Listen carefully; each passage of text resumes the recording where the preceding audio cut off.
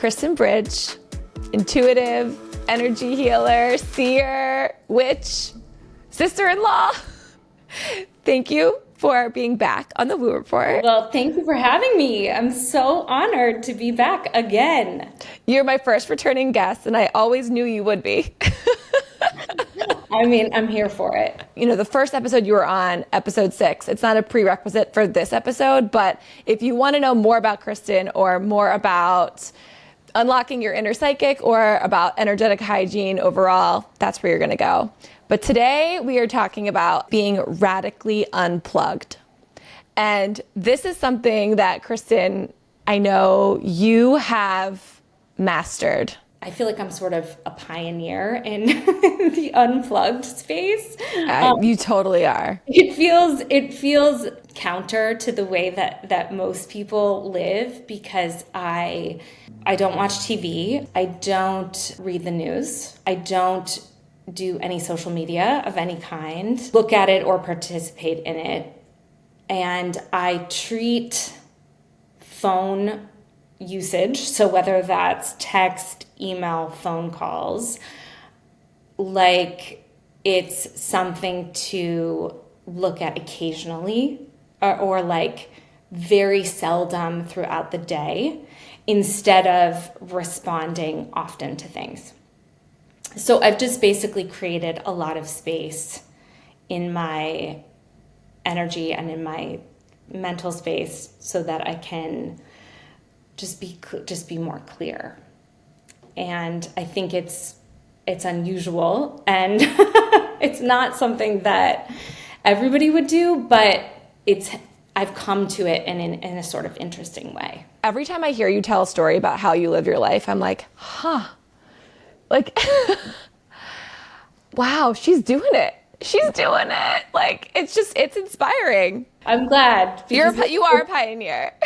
I'm an outlier in a lot of ways, and I think my work is being comfortable. Honestly, just being comfortable with that, because sometimes I think, gosh, I wish I could just be a normal person. But as my husband says, that's not for you. It's not.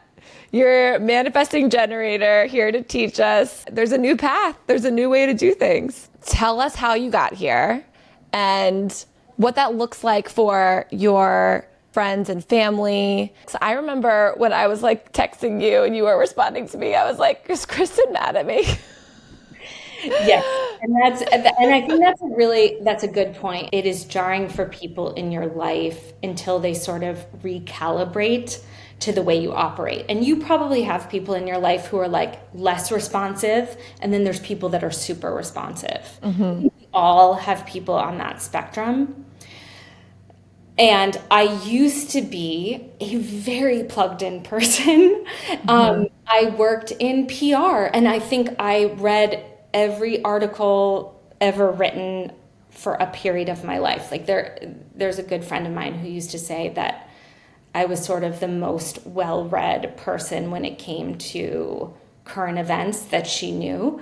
And that really worked for me at that point in my life. And now I'm sort of on the other end of the spectrum. Back around 2018, 2019, I was going through a lot of transition. I was also dealing with some health stuff that I couldn't really get to the bottom of. And that was really inviting me, now that I look back, into sort of a Eastern medicine energy space. Like, it was really boring to me because I was going to a lot of doctors. They weren't able to really help me in a meaningful way. So I was exploring a lot of different things all at one time, which if I was talking to a client who's going through this, I would say, yeah, you're opening up your energy, you're being invited into this. So as I was doing that, I started really deep diving into spiritual materials, books. I was reading a lot of different books. And there was one night where, after I got my kids to bed, my husband and I would normally sort of like unpack the day, and then before we go to bed, we'd watch something, right? We'd like turn on a show, and that was how we both decompressed from our day. And big Game of Thrones fan. Big Game of Thrones fan. Like super normal. Yeah, behavior. for sure. Yeah. And I will never forget this night, because I was already on this journey, and so I was already talking to him about all these things I was reading, which was different than things I had been really interested in before. So we'd have these conversations, right? And then we would watch something. And this night we turned on the TV, and there was nothing that we wanted to watch. It was like we like went through all the streaming platforms for maybe 20 minutes. And then I said to him, this is ridiculous. There's nothing we want to watch. Why are we watching something, right? Like, what are we doing? This is madness. This is weird behavior. So we turned off the TV, and I said, I have an idea. I'm reading this book. Why don't I download the audiobook and we'll listen to it together? Like, what, don't you want to listen to this thing that I'm listening to, and then we can connect about it? And he was kind of like, sure, I'll do it. I don't know that he was super excited about it, but I had been talking about it extensively. And so what book are we talking about? So this was, I was making my way through Eckhart Tolle's different writings, and it was just kind of blowing me open. It was really, really wild. And also, he speaks in a very simple way and writes in a very simple way, but it's very complex theories around our existence and our, the difference between our human self and our mind, and then sort of our higher self and our soul.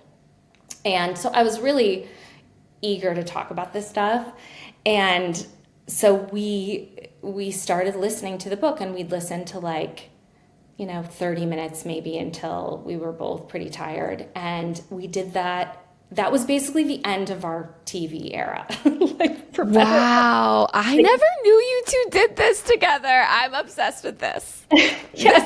This is just good, marriage advice. It's good marriage advice. And mostly because it also, created the landscape for us and the circumstances for us to connect. Yeah. Instead of zoning out, which we both felt like we needed at the time, because we both were having really intense days. Yeah. And you feel like, I just need to decompress at night, right? Like, I need a way to unwind. And this is how most people unwind. Mm-hmm. But maybe you're watching something, and then maybe you're looking at your phone, and you're not actually, in truth, you're not really unwinding. Mm-hmm. Your brain waves are shifting to a more sort of laid back place where you're receiving, but what you're receiving is actually just the messaging of the show that you're watching. Mm-hmm. And people will realize this when they kind of analyze their dreams after they watch something. It might be the content that they're watching at night might be shading what they're dreaming about. So you kind of can see how that relates. Mm-hmm. But that really was the end, and we never went back. It just felt so good not to watch TV, and there was nothing we wanted to watch, that then we just never turned it on again. And I will caveat this by saying we still had kids who had things that they would watch, and we would watch movies as a family, but children's movies. Mm-hmm. We also stopped watching adult movies, which has been this really interesting evolution for our friends, because we have no point of reference for shows or movies. People will constantly ask us, have you watched this or have you seen this? And we're like, no, we have no idea. We're totally clueless. So you can just tell us about it, and we'll sort of take your word for it. But that was sort of the start, and it felt so good, and it actually started creating a situation where we were just getting better sleep, and we were more rested when we woke up, and we felt generally less imbalanced and anxious and sort of stressed, that whatever we were doing, whether it was just listening to the book or books, or whether it was just down regulating our nervous system, the sort of constellation of things we put together was really serving our higher interests at the time. So that was kind of the beginning. the beginning of the end of being super plugged in. And then I would say that as I moved into the spiritual space more deeply, things just started not resonating with me. So I was never really hooked into social media that strongly, but when I would even look at Instagram or look at something online, I would notice that it was restructuring my experience of reality. So I would look at posts and then it was as if they had like put a film all over me, and that's what I would carry with me throughout the day. And it didn't feel really great. I also didn't love the idea of just watching other people's lives and like peeking into things in that way. And also with people that I didn't know or people that I was following that I respected and thought were thought leaders in the spiritual space, what I found was that there was so much content. It was all sort of circling the same patterns. It was saying a lot of the same things. The new moon, the full moon, the sort of waves and things that were going on at that time, which in the beginning felt really interesting and helpful, and then started to feel like an echo chamber of just like a lot of other people's ideas. And I started to really question what was my own receiving, what were my own unique ideas, and what had I heard and integrated into myself, and then would want to tell someone about something that I had learned and I couldn't remember where I had seen it, and that really disturbed me. I was like, I can't even like remember where this is from, so I'm not even paying that close of attention. I'm just like absorbing, right? So then I decided to just get off of social media entirely. And that was pretty transformational because I felt definitely a lot of peace immediately. Like there was like maybe the first day or two where it feels a little awkward and you kind of wonder what's happening. And then pretty quickly it's like, oh, this is just so nice. There's no noise, right? That was incredible because also allowed me to go a lot deeper in my work, where anything that was coming through spiritually, anything that I was seeing, downloads I was getting in meditation or ideas that I was having were just mine. They were mine, and maybe they were coming from spirit, right? And it was a nice co-creation with the universe, but I knew that I wasn't parroting someone else's ideas. And that just felt really good to me. When COVID began and the news cycle was really intense, we were maybe a couple months into it, and my husband said to me, you have to get off the news. It's not doing good things for your mental health. You're reading way too many things. It's totally having an effect on you. And I was really resistant to it. So we had gone off of TV, right? But I was still scrolling on my phone, getting all the news updates and reading.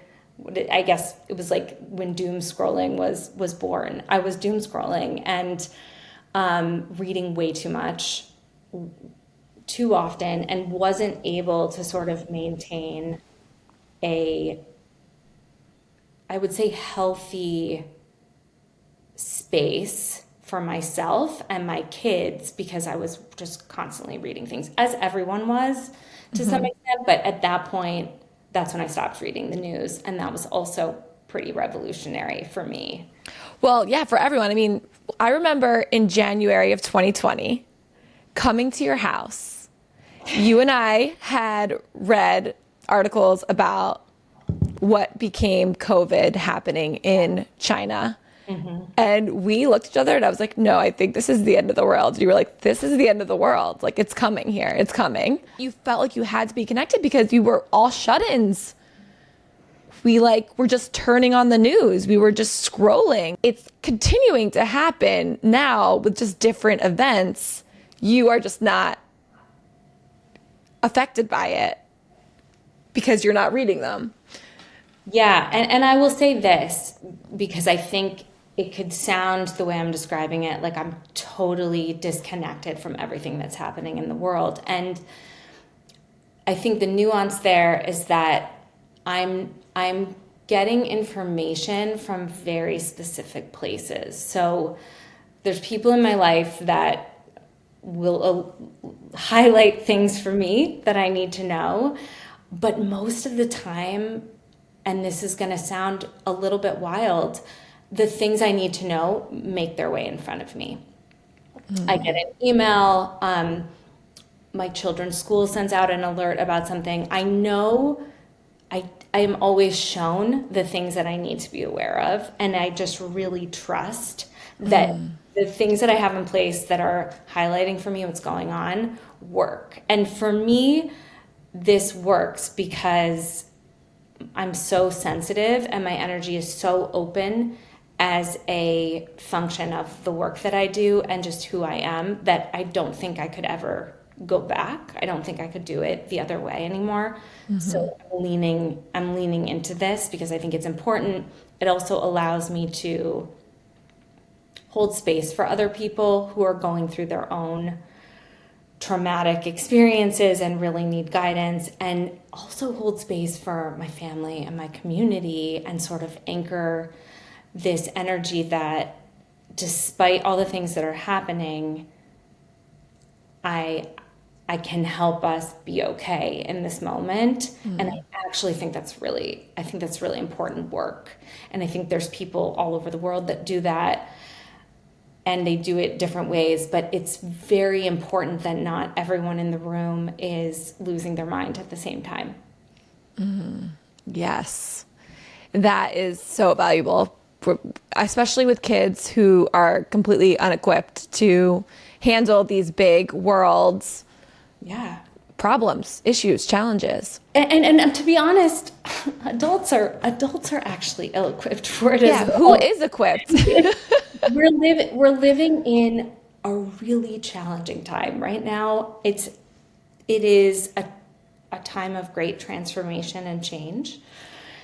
And it's also a time where people are really suffering and struggling. And so it's that idea that you have to put on the oxygen mask before you can help your children or the people next to you. And so it's really important that we each think about, I think, what the oxygen mask is for us so that we can just take every day and whatever comes in our day and be the most well-resourced we can be to handle that. So let's talk about what happens when there's literal fires in your backyard. Yes. Because obviously Los Angeles was on fire. Yes. And so you're back in, you plug back in. Not entirely. So when the fires started, my kids had just gone back to school. They've been off of school for 2 weeks. They were back at school for one day. And then by, I want to say 11 a.m., maybe a little bit earlier on Tuesday, the fires started. And that was a really good example of I got it from every direction. So I knew it in real time because there were other parents alerting me of what's going on. The school was alerting me. My husband was aware of what was going on. I could see it from my house. Yeah. And so that was immediate, right? What I didn't do was, as the fires were happening, I did not turn on the news. I did not read the news articles. I did watch press conferences that the city gave and the fire department gave. They would give twice daily updates. And so when it was in sort of the height and the fire got extremely close to my kids' school, luckily our house was in a safe area. But as it was sort of like traversing up the mountain, it was important to know what was going on, and also knowing families that were sort of in that area too. Everyone was in contact and talking and making sure that people were okay and sort of sharing information. But I made definite efforts to create moments where I wasn't looking at it. It was definitely a more heightened experience of being plugged in, but I didn't sort of like revert back to the way I would have been previously. You would go outside and it was happening. That was a time where it was really important to say to the kids, this is what's happening. We know people that have been affected. We know people who have had the worst things happen to them, and we are safe, and we're going to be okay. And so it was like straddling that experience. So, and it was I think it was a big test of my ability to sort of stay grounded in a moment of unusual emergency, as we sort of think about our kids getting older and sort of waging the war against technology on behalf of our children, which is like could be a whole nother discussion for us, but it's good mirroring for our kids to see that we're not scrolling and we're not on social media. So when we say to them, this isn't for you either, it's not, we're doing it, but you can't do it. Right. Mm-hmm. Yep, that's a hard one. Yeah. What about something that's going on now in LA where like ICE is taking moms out of fashion district factories while their kids are in school and deporting them? Like, yeah.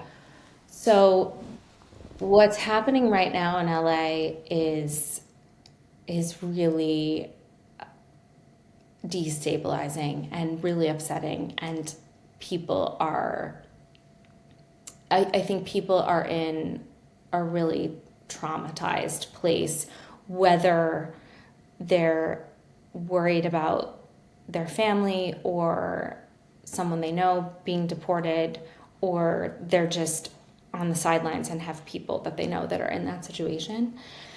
Information coming from people that are on the ground or in neighborhoods or in places where this is happening, and then it's filtering and being shared between people and groups and friends and family. That's been helpful. In terms of what's happening on social media, I think some people find it helpful to be sharing and getting their experience out there. And then I also know people who are very closely impacted by this experience of mass deportation, and they're like, I'm not on social media right now because I just can't. It's too much, and I'm already getting it from my friends and family. And so I just, receiving everyone else's experience is just like overwhelming my system. Mm-hmm.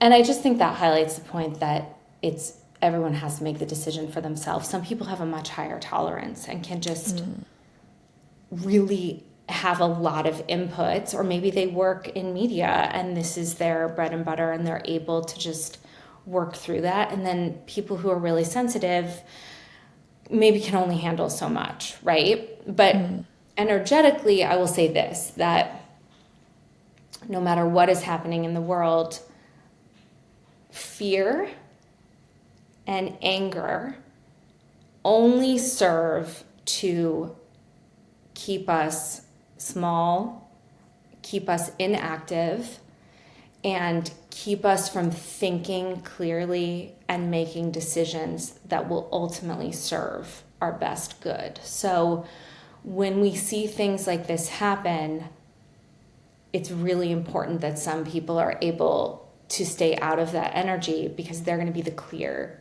thinkers to support everyone else. Because fear is just one of those energies that seeds difficulty and slows people down and keeps them from doing what needs to be done. So I always caution people who are really deeply impacted by something and want to sort of dive into it by reading extensively about it and hearing other people's stories, that they need to build in spaces to take breaks, because that's going to allow them to have an exhale in their energy and just come up to a more like moderate place where they can think a little clearly. I feel like that's so helpful, and I agree about fear. Like, I feel like you hear that all the time in the spiritual world about how fear is not going to serve us. My question is, fear, and I can use Roe v. Wade as an example, when that got overturned, like the fear and the anger and all these emotions that I don't want to have them, but I'm experiencing them. And I feel like oftentimes they'll move people to activism, or they'll move people to share so that people are aware of what's going on. Empathy has radicalized me. Like, I want to be on the side of humanity. I don't want to see ICE pulling people from the streets. I don't want to see women bleeding out here. But I feel like I like have to look, because I have to stand up about it. I think that you're right, and that there is a difference between receiving the input, right? Like hearing about something that's really upsetting and really rocks you to the core and ignites something in you. Then let's separate. The next step is I need to feel the feelings, right? I'm going to feel the anger, the rage. I'm probably scared, fearful. There's definitely, in everything you're talking about, there's an energy of oppression. This hits for a lot of people. It's also an ancestral lineage thing that a lot of us feel. You're allowed and should be encouraged to feel those feelings and let them run their course, right? So let them run their course, meaning they're going to go up to a peak, and then they're going to come down, and you're going to get to a more moderate place. And that moderate place is where you're going to want to take aligned action, okay? So you're going to want to go to the meeting, and if you choose to speak at that meeting, you're going to speak from that moderate place, and you're going to be heard. If you speak from a place of anger and rage, you will be heard, but it will land differently for the most part. What happens is that most people, I think, and this is just natural, and this isn't that people are doing it wrong. I would just encourage people to think about it. We get to that high peak, that fever pitch of our emotion, and that's when we like read every article and get more angry and feed that beast. Yes. We really want to like stay in that energy of I am so outraged, I am so angry. Well, I would argue that you personally can't be as supportive to the community you want to serve, whether that's women or a minority. You're not able to be in service if you're just spinning out of control in your feelings. You have to allow it to move through you and move down in your system so that you can then feel into what is the best next step for me to take to be most in service or most helpful or make the most change.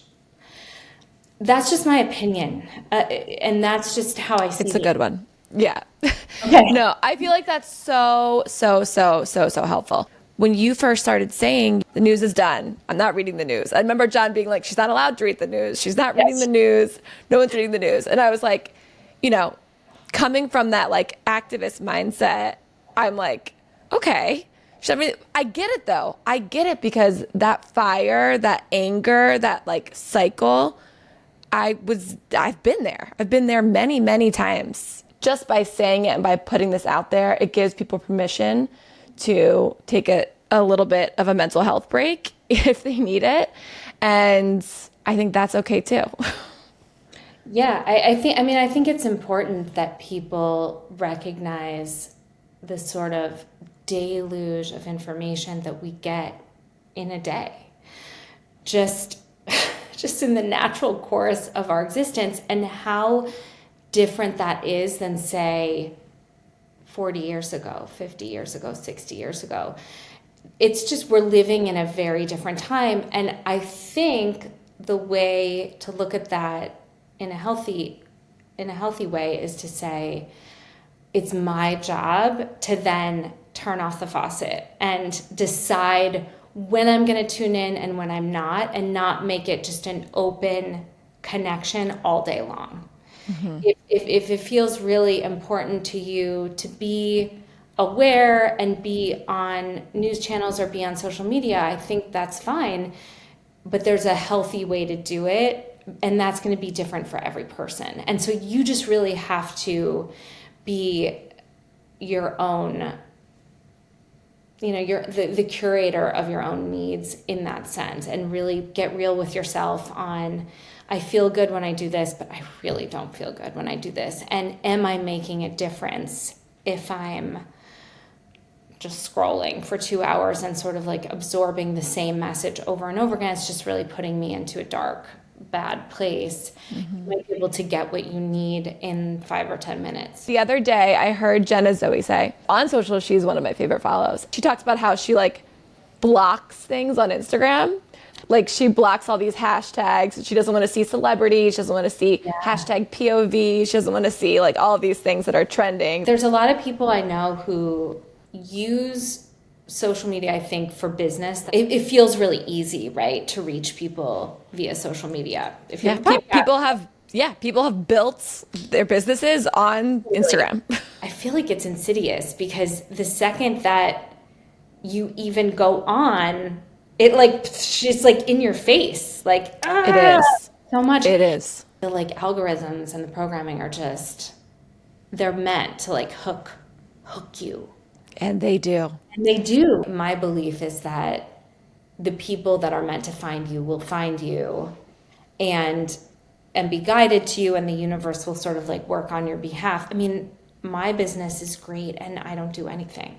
And so it's like, something's working, right? Like, I don't know that I'm like the test case, but I believe that there's other ways of getting attention and getting business, and it's really addictive. People's neural pathways become completely restructured by the scroll. What do you do with your emails? Because there are a million emails that come in. Do you unsubscribe from everything? I have so many different accounts, and like the account that you would email me at is the only people that have that account are people in my life that I actually care about.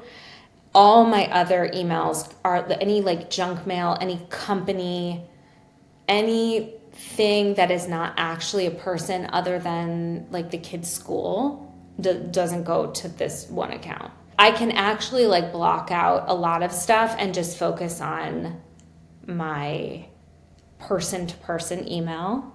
That's helpful. But I do need to do a pass. The other one, because I do go through periodically and just like delete everything and make sure I'm not missing, because it's hundreds of emails. Well, yeah, also it's like anytime you order anything, you're getting 10 emails about it.